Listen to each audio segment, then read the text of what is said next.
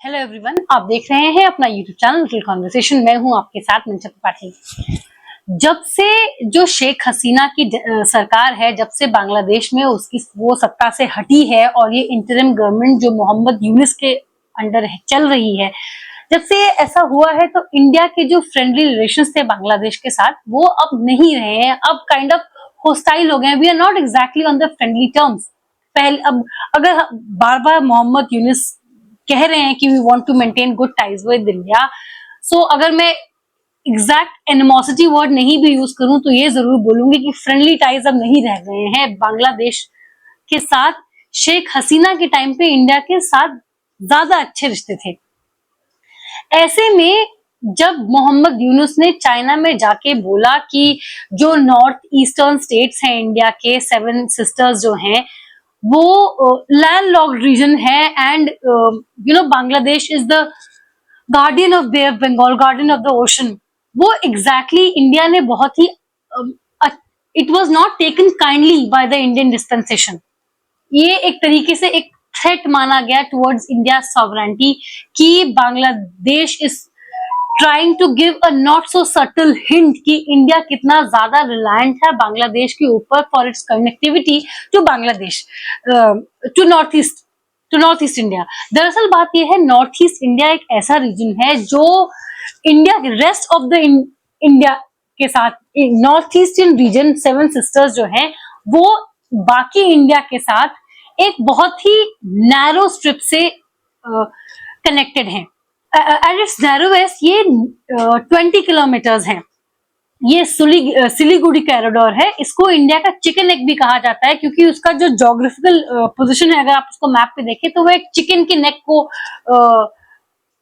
Resemble करता है, तो इसको चिकन नेक कहा जाता है। इसे जोग्राफिकल टर्म्स में उन लोकेशंस को कहा जाता है जो कि बहुत ही नैरो होते हैं और एक स्पेसिफिक रीजन को बाकी कंट्री के रीजन से कनेक्ट करते हैं, और इसीलिए नॉर्थ ईस्ट रीजन का एक लौता ये स्तोत्र है।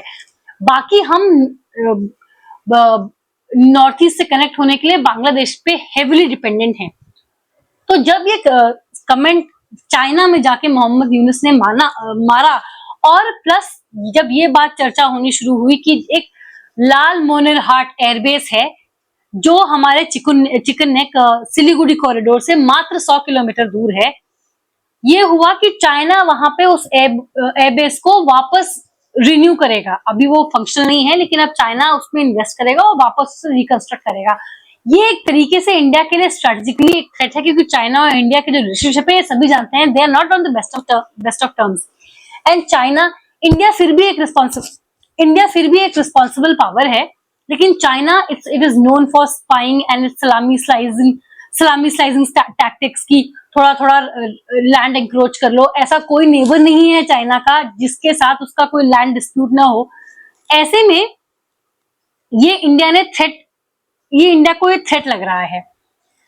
तो इसको काउंटर करने के लिए इंडिया एक तरीके से 2 pronged अप्रोच ले रहा है। एक तो ये कि जैसे कि ऑपरेशन सिंदूर में इंडिया ने ये बताया कि अगर आप हमारे साथ टेररिज्म करते रहेंगे तो ऐसा नहीं कि हम रिटेलिएट नहीं करेंगे, हमारी शांति को हमारी कमजोरी मत समझिए। वैसे ही बांग्लादेश के केस में बीजेपी की जो गवर्नमेंट है उन्होंने ये बताया है कि हमारी शांति को हमारी चुप्पी मत समझिए। अगर इंडिया के पास चिकन नेक है तो चिकन नेक तो बांग्लादेश के पास भी है। इनफैक्ट बांग्लादेश के पास 2 चिकन नेक्स हैं। हेमंत बिस्व शर्मा जो कि आसाम के सीएम हैं, उन्होंने ये बोला कि बांग्लादेश के पास 2 चिकन नेक्स हैं। एक है रंगपुर डिवीजन, जो रंगपुर डिवीजन को बाकी सारे बांग्लादेश से जोड़ता है, that run between the Meghalaya के जो ये 80 किलोमीटर का स्ट्रेच है, ये दक्षिण दिनाजपुर और मेघालय के साउथ वेस्ट गारो हिल्स के बीच से जाता है। और यहाँ पे अगर कोई भी डिसरप्शन हुआ तो इसका रंगपुर डिवीजन का जो कनेक्शन है वो बांग्लादेश से वो टूट जाएगा।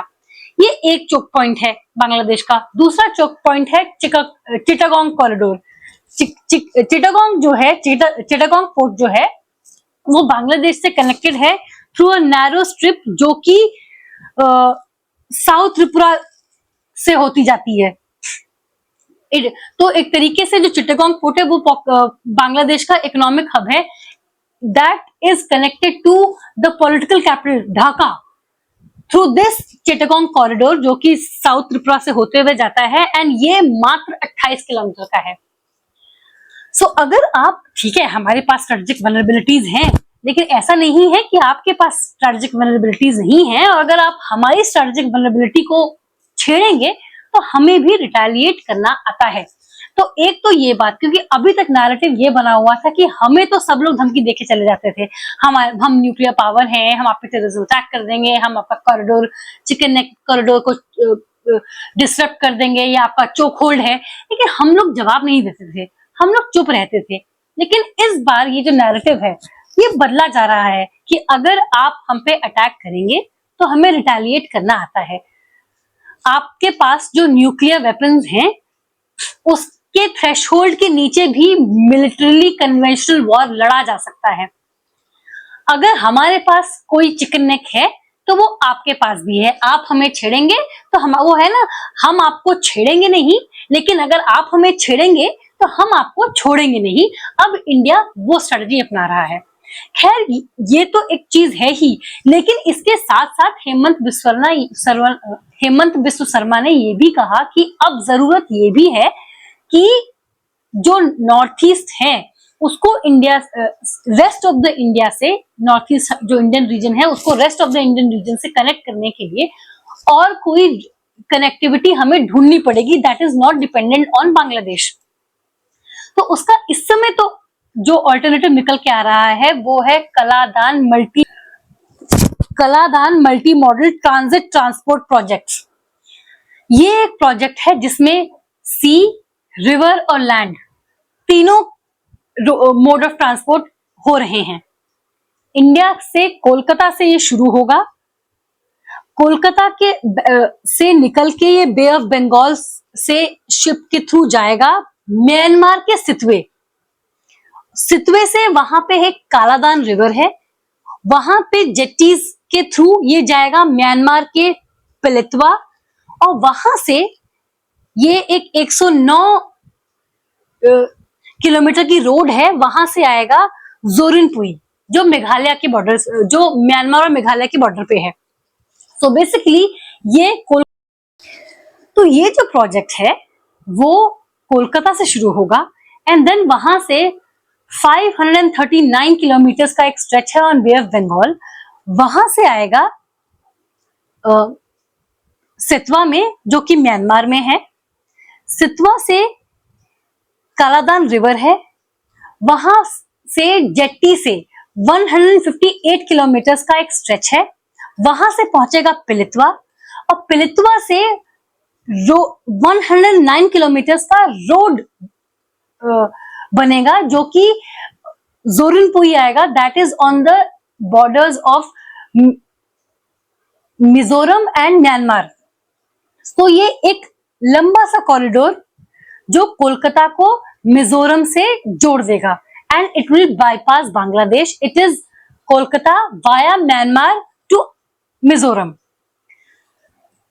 इसमें एक और 166.8 किलोमीटर की एक रोड है, एक हाईवे है, 4 लेन हाईवे, जो कि मेघालय को सिलचर जो कि आसाम में है उससे जोड़ेगी।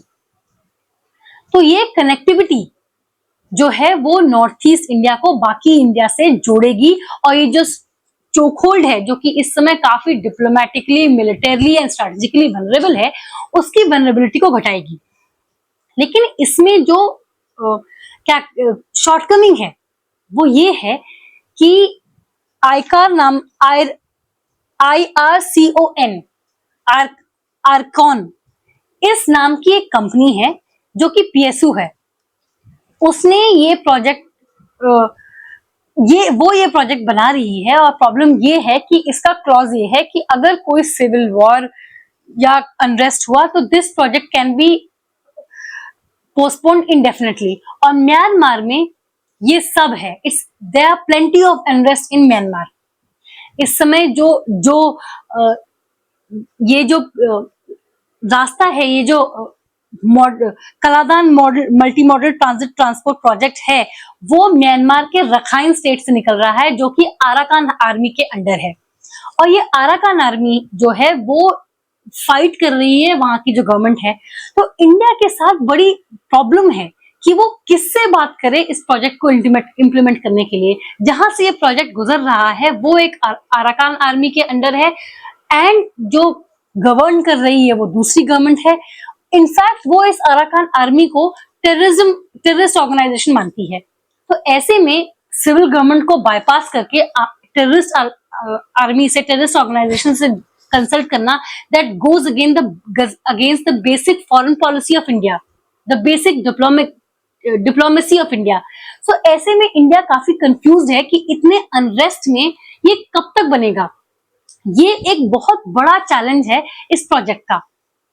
और एक और बात इसमें ये है कि भाई देखिए, चाइना जो है वो तो हर जगह हमारे आसपास अपना इन्फ्लुएंस बढ़ाने में लगा है। एक टाइम था जब बांग्लादेश भी हमारा मित्र देश था, जब तक शेख हसीना थी तब तक उसके साथ हमारे बड़े फ्रेंडली रिलेशन थे। एंड जो शेख हसीना थी, उनने इस बात का ध्यान रखा कि कोई एंटी इंडिया एलिमेंट्स बांग्लादेश में न पनपे। लेकिन वो सत्ता से बाहर हो गई और अब एक ऐसी गवर्नमेंट है जो चाइना के इन्फ्लुएंस में है। चाइना ये एक ऐसा पावर है जो साम दान दंड भेद लगाएगा अपना इन्फ्लुएंस बढ़ाने में। और उससे भी ज्यादा प्रॉब्लम ये है कि वो दूसरों पे स्पाई करने में और दूसरों की टेरिटरी लेने में बड़ा इंटरेस्टेड रहता है। उसका राइज मतलब इंडिया के ऊपर दबाव। आज म्यांमार में इंडिया के साथ अच्छे रिलेशनशिप हैं, इस समय इंडिया के साथ अच्छे रिलेशनशिप हैं, कल को इंडिया के साथ अच्छे रिलेशनशिप नहीं रहे तब। सो अभी भी बेस्ट यही होगा कि हम नॉर्थ ईस्ट को इंडिया से ऐसे कनेक्ट करें कि कोई और third party, third country involve ना हो। लेकिन ये एक बहुत बड़ा चैलेंज है कि नॉर्थ ईस्ट की लोकेशन ऐसी है कि वो सब जगह से हमारी नेबरिंग कंट्री से बॉर्डर करता है। लेकिन सबसे बेस्ट सोल्यूशन यही होगा कि नॉर्थ ईस्ट को समहाउ बाकी किसी कंट्री से बाईपास किए बिना ही इंडिया से जोड़ दिया जाए, क्योंकि आज आज नेबरिंग कंट्री में फ्रेंडली गवर्नमेंट है, कल को नहीं हो सकती है और बात पलट सकती है। अभी हाल में ही खबर आई है कि जो चाइना है वो अफगानिस्तान में अपना इन्फ्लुएंस बढ़ा रहा है। Afghanistan has joint CPEC, belt and road initiative जो है वो अफगानिस्तान ने भी जोड़ लिया है। सो ऐसे में हम लोगों के ऊपर ये परपेचुअल खतरा बना रहेगा कि चाइना अपना इन्फ्लुएंस बढ़ा रहा है। सो ऐसे में ये देखना बहुत जरूरी है कि हम लोग with minimal dependence on other countries अपना स्ट्रेटेजिक और मिलिट्री प्रोटेक्शन रखें। आज के लिए इतना ही, मुझे दीजिए इजाजत। ऐसे टॉपिक्स पर चर्चा के लिए बने रहे मेरे चैनल लिटिल कॉन्वर्सेशन के साथ। इस वीडियो को लाइक करें, शेयर करें, इस वीडियो को राय जरूर दें, मेरे चैनल को प्लीज सब्सक्राइब करें।